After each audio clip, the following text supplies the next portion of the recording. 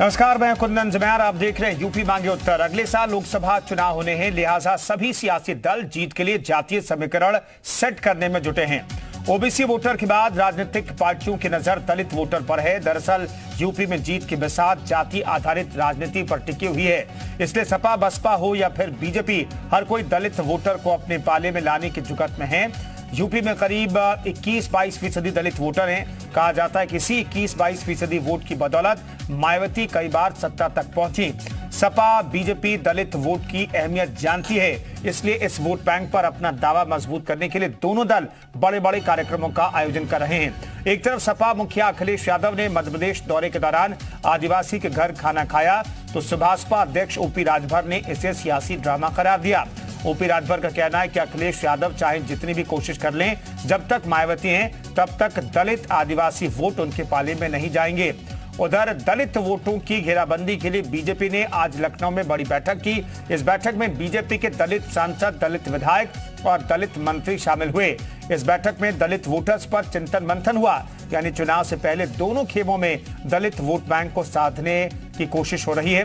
तो खास पैनल के साथ तमाम सवालों के जवाब जानेंगे, लेकिन सबसे पहले आपको एक रिपोर्ट दिखाते हैं।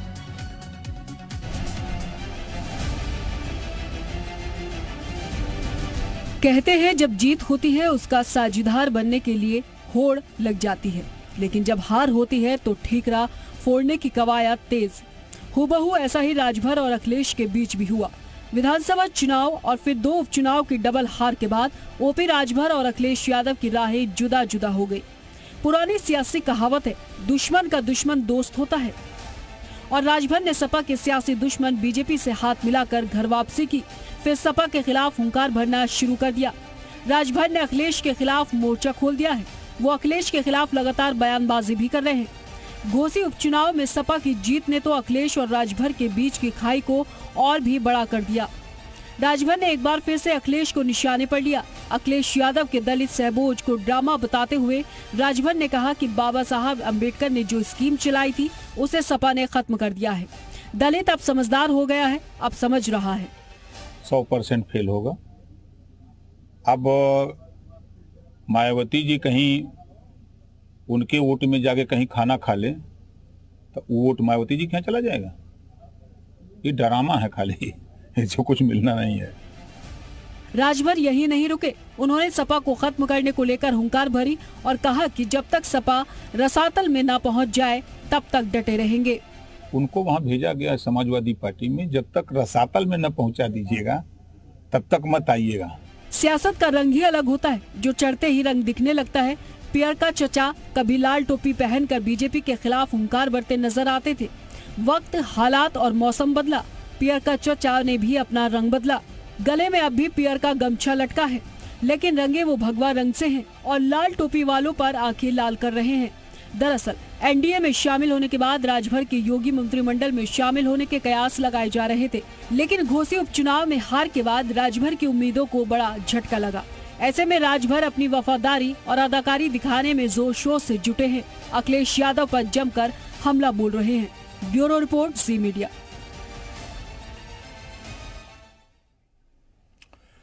तो इस मसले से जुड़े हुए कुछ सवाल है। दरअसल वो सवाल सबसे पहले हम आपके सामने रखना चाहते हैं। आया चुनाव दलित वाला दांव क्यों खेला जा रहा है और क्या दलितों पर सबकी नजर है? क्योंकि मायावती का जो वोट बैंक है वो किसका है, बिखरा है, इसलिए इस पर क्या सभी की नजर है? दलित प्रेम क्या चुनावी गेम है? सिर्फ ये वाकई में दलितों के उत्थान के लिए राजनीतिक दल और सरकारें काम कर रही हैं? दलितों पर दंगल 2024 में किसका होगा मंगल?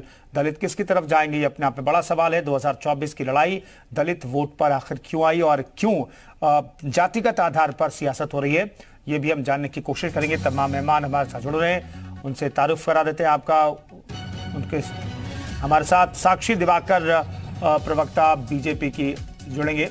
ये तमाम जो मेहमान हमारे साथ जुड़ेंगे उनसे हम आपकी मुलाकात कराते हैं। गौरव रघुवंशी जी हमारे साथ मौजूद है, बीएसपी से आप आते हैं, और अर्कवंशी साहब, सुनील अर्कवंशी साहब प्रवक्ता एसबीएसपी के मौजूद हैं। लेकिन पहला सवाल गौरव जी, मैं ये जानना चाहता हूं कि दलित वोट बैंक का जब भी जिक्र आता है, और एसबीएसपी के तो अध्यक्ष भी कह रहे हैं कि भाई जब तक मायावती हैं उन दलित वोटों के लिए सोचना नहीं चाहिए, अखिलेश यादव को। लेकिन ये दलित वोटर जो है खिसका है विधानसभा चुनाव का। अगर हम देखें 2022 का विधानसभा चुनाव 12-13% तक आपका वोट पूरा वो वोट जो है वो सिमट गया है। इसलिए क्या दलित वोटर पर सभी की नजर है? कुंदन जी देखिए, आज भी स्थितियां जो भी हो, परिस्थितियां जो भी हो, राजनीतिक स्थितियां आती हैं, जाती हैं, बदलती हैं। दलित विचारधारा की अगर पार्टी की बात की जाए तो बहुजन समाज पार्टी का ही नाम आता है। और दलित नेता की अगर बात की जाए, इस देश की सबसे बड़ी नेता बहन कुंवारी मायावती जी ही हैं, जो हमारी राष्ट्रीय अध्यक्षा हैं बहुजन समाज पार्टी की। राजनीतिक स्थितियों और परिस्थितियों में दलितों के वोट के साथ साथ और भी वोट जब जुड़ते हैं तब सरकार बनती है, तब विचारधारा में मजबूती आती है। शायद कुछ मौकाप्रस्त लोगों के द्वारा हमारे दल को छोड़े जाने के बाद हमारे दल को नुकसान हुआ, ये सब विदित है। जो लोग इस दल के कारण समाज में स्थापित हुए, राजनीति में स्थापित हुए, वही इस दल को छोड़ के आज सत्ता पक्ष के साथ मलाई खाने के लिए चले गए हैं। रही बात दलितों के वोटों की, कुंदन जी एक चीज ये जान लीजिए, चाहे कोई भी दल हो, मैं ये विश्वास के साथ कहता हूं कि कोई भी दल दलित हित के बारे में नहीं सोचता है, चाहे वो भाजपा हो चाहे सपा हो। आज एक भी महत्वपूर्ण पद बता दीजिए, भाजपा सत्ता में है पिछले 10 वर्षों से केंद्र में, और लगभग 6 वर्षों से हो गया उत्तर प्रदेश के अंदर। एक भी महत्वपूर्ण पद बता दीजिए दलितों के हाथ पे हो, एक भी निर्णायक स्थिति बता दीजिए दलितों के हाथ पे हो। आज दलितों की स्थिति क्या है? समाज में सिर्फ वोट देने के लिए रखा गया है उन्हें, ना उनके हित के लिए कोई योजना चालू की गई, ना जहां तक दलितों के महापुरुषों के सम्मान की बात है, एक मूर्ति बता दे जो भाजपा ने लगाई हो, या एक जगह बता दे जो दलितों के नाम पे कोई भी योजना चलाई हो, दलित महापुरुषों के नाम पे। बहन मायावती जी के टाइम पे दलितों का जो उत्थान हुआ, जो लोगों के अंदर अपनी जाति को लेकर जागरूकता पैदा की गई है, वो मान्यवर कांशीराम जी ने पैदा की है। और मान्यवर कांशीराम ने कितने संघर्षों के बाद इस चीज को दलितों के अंदर उनके सत्ता के हक के लिए लड़ने का जो प्रयास जो किया गया। आज की स्थिति भी आप बताइए कुंदन जी, एक भी सामान्य सीट पर कोई भी दलित नेता चुनाव नहीं लड़ता है। दलितों को केवल सुरक्षित सीटों तक सीमित कर दिया गया, चाहे वो सपा हो चाहे भाजपा हो। और दलितों की तो ये स्थिति है, जो सत्ता में पहुंच गए, सत्ता के शिखर पे पहुंचे, वो भी अपने दलित भाइयों के लिए कुछ नहीं कर सकते हैं। आज भाजपा का कोई भी नेता यह दावे के साथ नहीं कह सकता है कि मेरे दलित भाई का संघर्ष, जब भाजपा की विचारधारा के किसी व्यक्ति के साथ संघर्ष होगा। लेकिन आखिर आपसे क्यों छिटक गए? बड़ा सवाल यह है ना कि दलित आपसे दूर क्यों चले गए? कहां कमी हो रही है आपकी पार्टी से? कुंदन जी, मैंने बताया ना, राजनीतिक परिस्थितियां ऐसी आती हैं जब धर्म और विचारधारा की लड़ाई में शायद धर्म इस बार जीत गया, पाखंड इस बार जीत गया है, लेकिन ये हमेशा नहीं होने वाला है। दलित जागरूक हो रहा है, अभी उस स्तर पे जागरूक नहीं है जिस स्तर पे अन्य पार्टियों के ठीक है।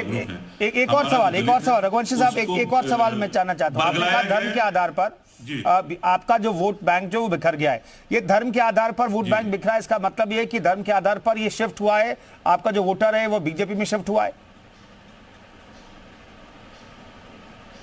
हाँ, बिल्कुल मैं इस बात पे, अगर जिसका परसेंटेज कम हुआ है, जिसका परसेंटेज बढ़ा है, ये इसको आप डिनाई कर ही नहीं सकते। ये तो सारा आंकड़ों में है, कुंदन जी है। इसमें ना मैं कुछ कह सकता हूँ, ना आप कुछ कह सकते हैं, ना मैं कोई लाग लपेट कर सकता हूँ, ना आप कोई लाग लपेट। ठीक है सर, मैं आता हूँ।